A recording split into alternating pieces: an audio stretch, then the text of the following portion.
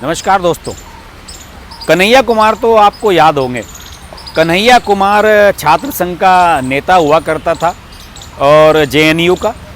और कन्हैया कुमार ने देश के खिलाफ खूब भला बुरा कहा था और देशद्रोह का मुकदमा लगा था कन्हैया कुमार पर। कन्हैया कुमार को जब कोर्ट में पेश किया जा रहा था, कुछ वकीलों ने उसकी पिटाई कर दी थी। और जितने भी कम्युनिस्ट नेता हैं उन सबको कन्हैया कुमार में अपना भविष्य नज़र आने लगा था। इन लोगों का मानना था कि जो जेएनयू में देश को गाली दे दे खुलेआम और टीवी मीडिया उसे इतना हाईलाइट कर दे, तो उसे तो कम्युनिस्ट पार्टी में शामिल हो ही जाना चाहिए। और जेएनयू वाले जितने भी छात्र नेता हैं अक्सर कम्युनिस्ट पार्टियों से ही होते हैं और कम्युनिस्ट पार्टियों से ही जुड़े हुए होते हैं। तो कन्हैया कुमार साहब पार्टी में शामिल हो गया और कन्हैया कुमार को 2019 के लोकसभा चुनाव में कम्युनिस्ट पार्टी ने उतार दिया गिरिराज सिंह के सामने मैदान में। गिरिराज सिंह जो कि आज केंद्रीय मंत्री हैं, कैबिनेट मंत्री हैं मोदी सरकार में, और बिहार के पुराने नेता हैं, पुराने दिग्गज हैं और अपने हिंदूवादी एटीट्यूड की वजह से जाने जाते हैं। और लोगों का कहना है कि बहुत ब्लंट हैं, जो भी मुंह में आता है वो कह देते हैं। और शायद सीपीआईएम ने, जो कम्युनिस्ट पार्टी ऑफ इंडिया है मार्क्सवादी, उसने उनके सामने, गिरिराज सिंह के सामने कन्हैया कुमार को इसलिए मैदान में उतारा था कि वो उनका जस्ट अपोजिट हैं। अगर कन्हैया कुमार कहते हैं कि देश के खिलाफ बोलते हैं तो गिरिराज सिंह अपने आप को राष्ट्रवादी बताते हैं, और कन्हैया कुमार मुसलमानों की बात करते हैं तो गिरिराज सिंह हिंदुओं की बात करते हैं। दोनों की आइडियोलॉजी की मैं बात कर रहा हूँ। और यही वजह है कि वहाँ पर जब चुनाव हुआ तो देश भर के जितने भी कम्युनिस्ट थे उन सबको ये लगा कि अगर इस चुनाव को कन्हैया कुमार ने जीत लिया तो समझ लिए बस नरेंद्र मोदी को हरा दिया, क्योंकि गिरिराज सिंह मतलब नरेंद्र मोदी। जबकि गिरिराज सिंह की सीट बदली गई थी, जहां से वो पहले से चुनाव लड़ते थे उस सीट से उन्हें दूसरी सीट पर भेजा गया था। और गिरिराज सिंह शुरू में इस बात से नाराज़ थे, लेकिन उसके बावजूद भी गिरिराज सिंह ने चुनाव लड़ा और 4.5 लाख मतों के अंतर से कन्हैया कुमार के मुंह पर लोकतंत्र का तमाचा दड़ा। और ये दिखा दिया गिरिराज सिंह ने कि आप अगर देश को गाली दोगे और ये कहोगे कि देश में जो स्वतंत्रता है अभिव्यक्ति की उसका हनन नहीं होना चाहिए, तो ये गलत है। और अगर आप देश को गाली देंगे तो जनता आपको सबक सिखाएगी। और यही हुआ कन्हैया कुमार के साथ। आज कन्हैया कुमार कहीं नहीं है, दर दर की ठोकरें ऐसे ही खाता फिर रहा है। टीवी चैनल वगैरह पे कहीं डिबेट्स वगैरह में कहीं दिख जाता है कभी कभार। कोई पॉलिटिकल इन्फ्लुएंस नहीं है उसका, कोई पॉलिटिकल फ्यूचर नहीं है, कोई वो कंपटीशन पास करके कोई अधिकारी नहीं बना है जिसका सपना लेकर अक्सर जेएनयू में छात्र आते हैं। और इन जैसे लोगों ने कायदे से जेएनयू जैसे बड़े शिक्षण संस्थान की मर्यादा को तार तार किया है पिछले 4-5 सालों में। नरेंद्र मोदी के केंद्र में सरकार आ जाने के बाद इन सब लोगों की छाती पर जो सांप लौटने शुरू हुए वो जेएनयू में नज़र आता है। जेएनयू में जाने वाला हर छात्र ये सोचता है कि मैं नरेंद्र मोदी को गाली दूंगा, छात्र संघ का अध्यक्ष बनूंगा, सचिव बनूंगा और बड़ा नेता बन जाऊंगा, मीडिया में हाईलाइट हो जाऊंगा। यही सोचकर वहाँ आता है। यही कुछ साल पहले हुआ। अभी वर्तमान में जो आईसी घोष हैं, आईसी घोष इस समय जेएनयू छात्र संघ की अध्यक्ष हैं और वो स्टूडेंट फेडरेशन ऑफ इंडिया जो कि कम्युनिस्ट दलों से जुड़ा हुआ है उसकी कार्यकर्ता हैं। और आईसी घोष 5 जनवरी 2020 को इसलिए सुर्खियों में आई थी कि जेएनयू में एक घटना हुई थी, छात्रों में कुछ तोड़फोड़ की बात हुई थी, हिंसा हुई थी वहाँ पर।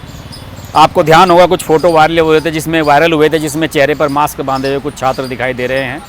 और वहाँ पर उस घटना में आईसी घोष को नामजद करा था दिल्ली पुलिस ने। 19 और छात्रों को नामजद किया गया था उस तोड़फोड़ की घटना में।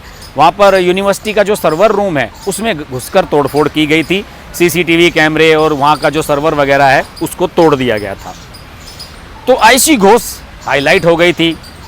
चेहरे पे यहाँ पर पट्टी बंधे हुए फ़ोटोग्राफ्स उनके आपने टोटल देखे होंगे, सोशल मीडिया पर खूब चले थे, टीवी चैनल्स पर चले थे।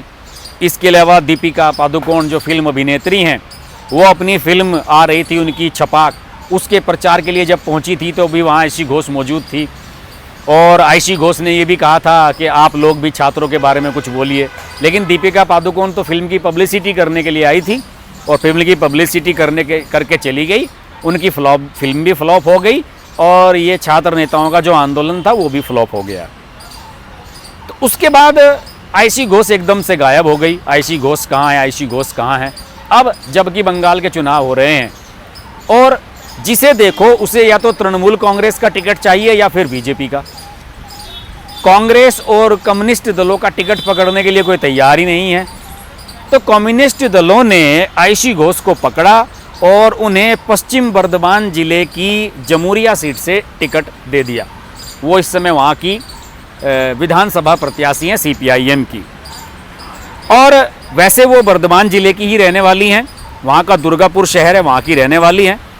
लेकिन इस बार CPIM ने इस हिसाब से एक इतिहास रचा है कि शायद वो पहली JNU छात्र संघ की सिटिंग अध्यक्ष हैं जो करंट में चुनाव लड़ने जा रही हैं, यानी कि वो अभी भी अध्यक्ष हैं और चुनाव लड़ने जा रही हैं। और CPIM ने वहाँ पर कई युवा चेहरों को टिकट दिया है, जैसे कि छात्र संगठन के राज्य सचिव हैं सृजन भट्टाचार्य, उन्हें टिकट दिया गया है।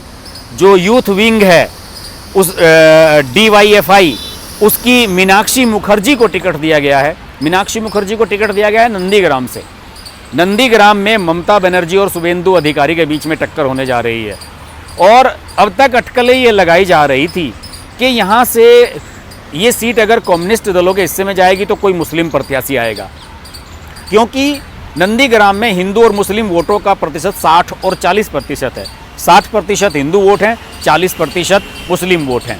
इसके अलावा ISF जो संगठन है, इंडियन सेकुलर फ्रंट, फुरफुरा शरीफ वाले पीरजादा का, उसकी भी चर्चा थी कि शायद वो यहाँ से अपना प्रत्याशी उतारें, लेकिन वो गठबंधन का हिस्सा हो गए हैं। कांग्रेस वाम दलों के गठबंधन का हिस्सा है ISF। तो ये सीट गई कम्युनिस्ट दलों के खाते में, नंदीग्राम। और नंदीग्राम पहले कम्युनिस्ट दलों का गढ़ रहा है, लेकिन नंदीग्राम में जब आंदोलन किया ममता बनर्जी ने वाम दलों के खिलाफ, भू अधिग्रहण के खिलाफ, तो ममता बनर्जी यहाँ पॉपुलर हो गई और उसके बाद यहाँ से शुभेंदु अधिकारी विधायक रहे हैं और वर्तमान में भी विधायक हैं। और ममता बनर्जी की सरकार में वो परिवहन मंत्री थे, सभी जानते हैं। अभी वो बीजेपी में आए हैं और अब ममता बनर्जी और शुभेंदु के बीच में टक्कर है।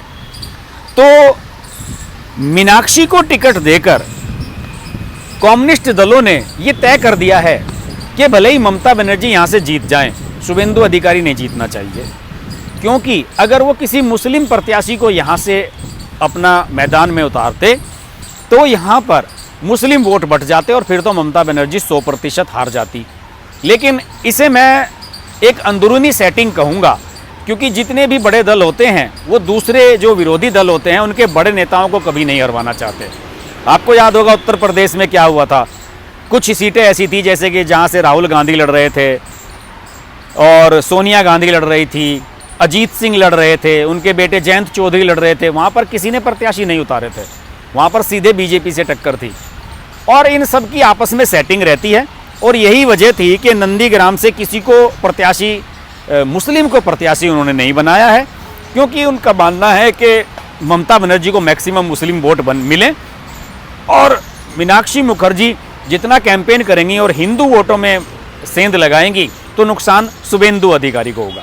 हालांकि इसका नतीजा 2 मई को पता लगेगा कि उनकी चाल कितनी सफल रहेगी।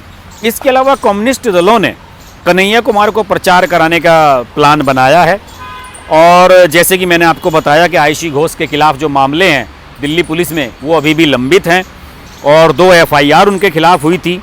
इसके अलावा आयशी घोष की एक साथी हैं दीपशिता धार, उन्हें बाली सीट से चुनाव लड़ाया जा रहा है, जहां से वैशाली डालमिया विधायक हैं जो कि स्वर्गीय जगमोहन डालमिया की बेटी हैं। वो भी TMC की विधायक थी लेकिन अब बीजेपी में शामिल हो चुकी हैं, तो डालमिया के सामने उन्हें उतारा गया है।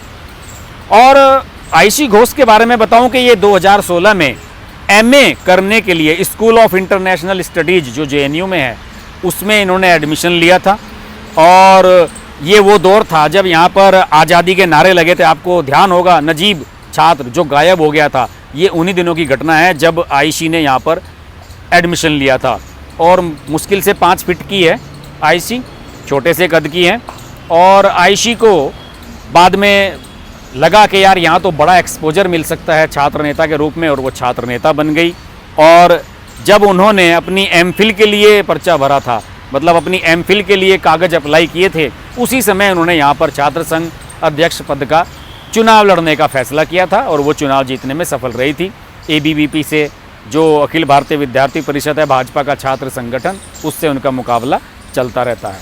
बहरहाल कम्युनिस्ट दलों ने JNU से निकले इन तमाम बागी छात्राओं पर अपने दांव लगाए हैं।